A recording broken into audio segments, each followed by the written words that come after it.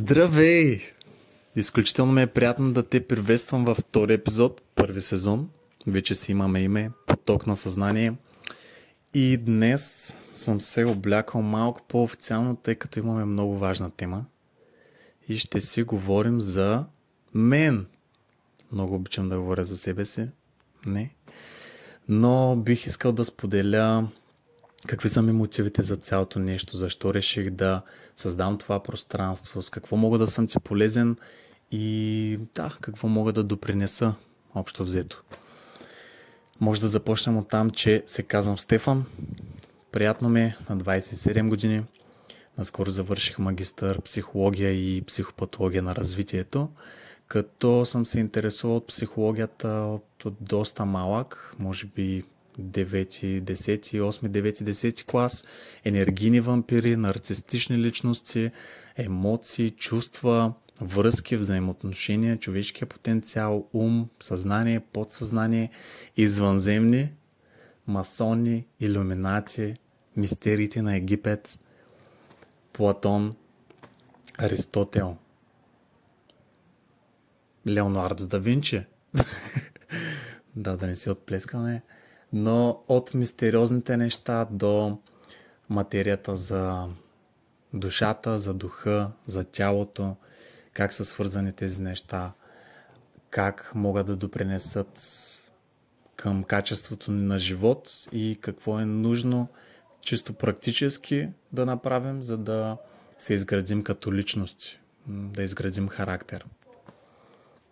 Да, може би мога да започна с малко по-лична история, понеже още тинейджърските ми години бях изключително тревожен вътрешно. Навън може да не си личал чак толкова, но свръхпремислене, тревожност, може би то се е достигало и до някаква паника, ограничаващи вярвания, неспособност да се справям с емоциите си, с чувствата, да комуникирам достатъчно добре, да съм уязвим, да се свързвам с отсрещния пол, да изграждам някакви здравословни романтични връзки или пък бизнес такива, дори и нормални, които ми бяха главни теми в живота, които исках да разреша. Може би мога да вметна, че за абсолютно всичко като избор в живота ми съм имал изключителна свобода. Нямал съм някой, който да ме вкарва в рамки или в нещо и е трябвало да намеря решенията и отговорите сам за себе си, което хем е било в плюс, хем в минус, но гледаме от позитивната страна.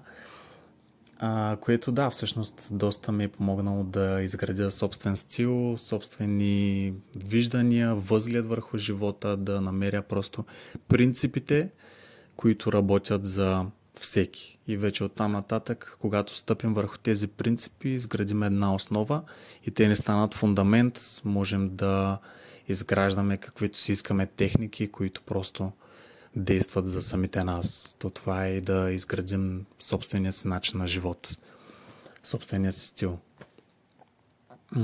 Като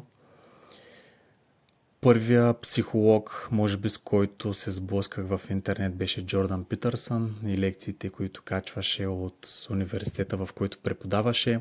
Оттам той така ми открехна кутията на Пандора и цялото знание, което разбрах, че съществува спрямо човешките взаимоотношения, спрямо взаимоотношенията с родителите, енергийни вампири, токсичност, токсични хора, как да се справяме с трудни ситуации или какво трябва да изградим в себе си като умения, за да можем да сме устойчиви, как да изградим това спокойствие, вътрешен мир, до какво води дисциплината, как да поемем отговорност и така нататък, които вече ме подтикнаха да се интересувам и да навлязам малко по-надълбоко, въпреки че повече хвърчах в облаците, тъй като предимно се интересувах от душата, от духа, от малко по-въздухарски неща, не слизах толкова на земята, но също така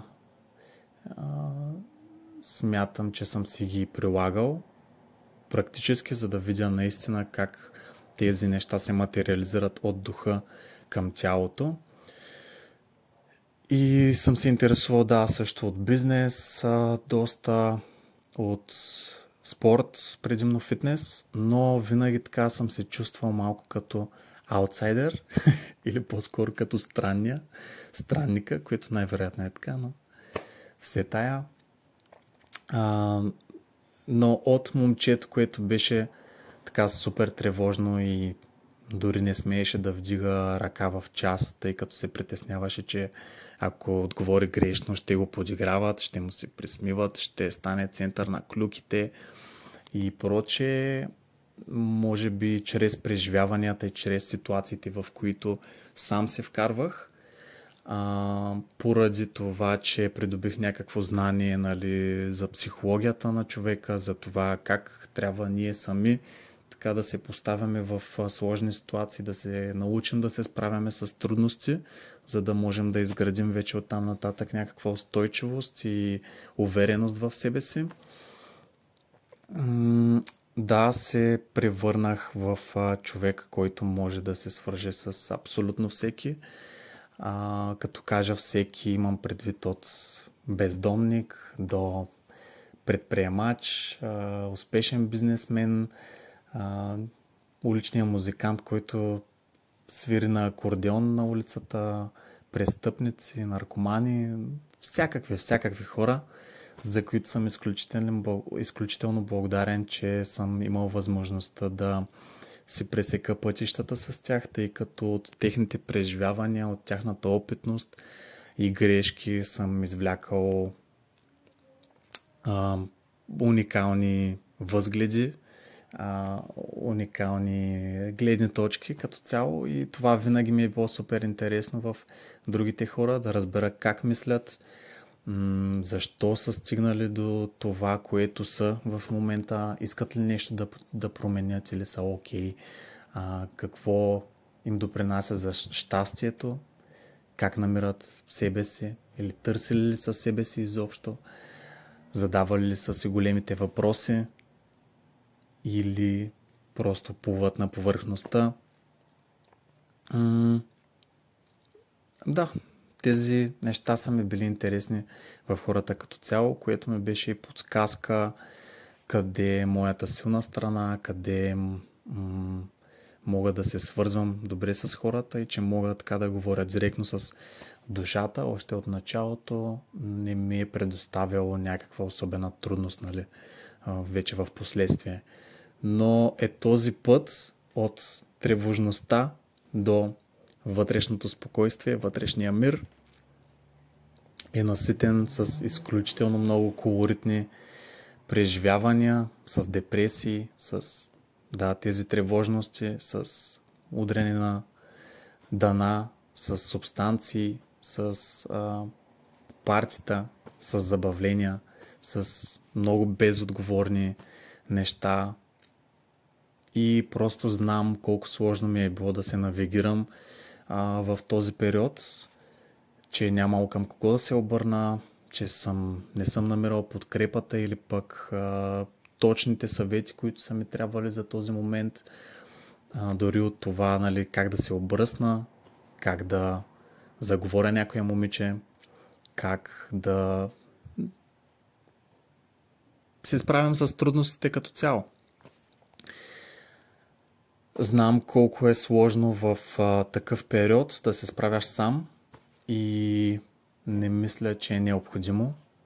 Даже точно обратното. Смятам, че може би сега се бием за гърдите, че се бием по гърдите, че сами се справяме с трудностите, че сме много силни и така нататък, но мисля, че това не е в наша полза, в наш ущърб, тъй като когато свикнем по този начин, дори и по пътя ти да придобиеш някакъв материален успех или предимно материален успех, ще си самотен накрая.